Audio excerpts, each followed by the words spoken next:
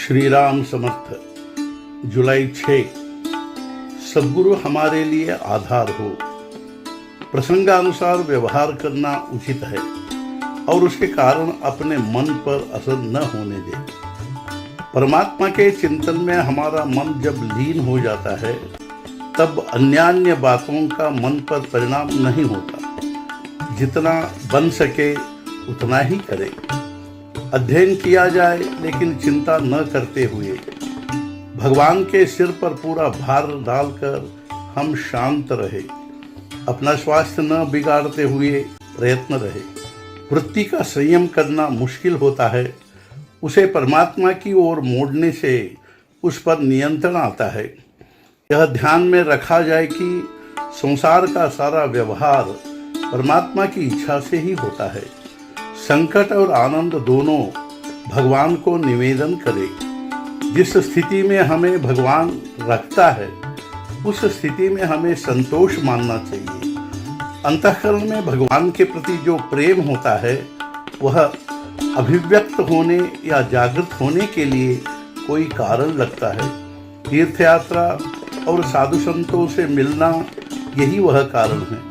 श्री रामचंद्र भी तीर्थ यात्रा के लिए गए थे और अनेक संतों का दर्शन उन्होंने किया था। संतों का अहंकार जीवित रह ही नहीं सकता, क्योंकि परोपकार करने के लिए पर ही नहीं बचा है तो दूसरे के लिए मैंने कुछ किया यह भावना नहीं रहेगी, क्योंकि पर का आधार ही नहीं रहा। विषय की लालच से सत्समागम करना सच्चा सत्समागम नहीं है।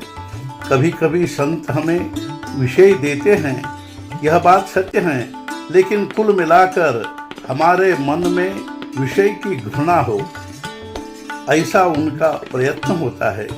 संतों के घर में यूं ही लेटे रहे तो भी शुद्ध भाव पैदा होगा।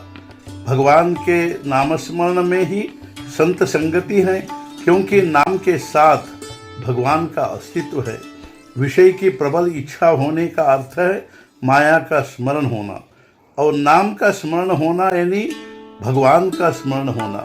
तपश्चर्या का अंतिम लाभ यदि कुछ हो तो परमेश्वर के प्रति अनन्य भाव से शरण जाने की बुद्धि होना है। ऐसी बुद्धि हमें होनी चाहिए। जब हम शरण में जाते हैं तब हम बचते ही नहीं, यानी पूर्णतः समर्पित हो जाते हैं। इसी को शरणागति कहते हैं और परमार्थ में यही सबसे उत्तम गति है। हम अपने सद्गुरुओं के हैं ऐसा निडर होकर कहते रहो। कुछ कार्य नहीं भी किया तो कुछ बिगड़ता नहीं, किंतु अपने सद्गुरु आगे पीछे हैं ऐसी भावना दृढ़ हो।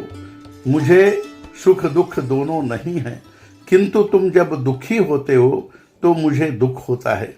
इसलिए तुम ऐसा बर्ताव करो कि जिससे तुम्हें दुख ही नहीं होगा।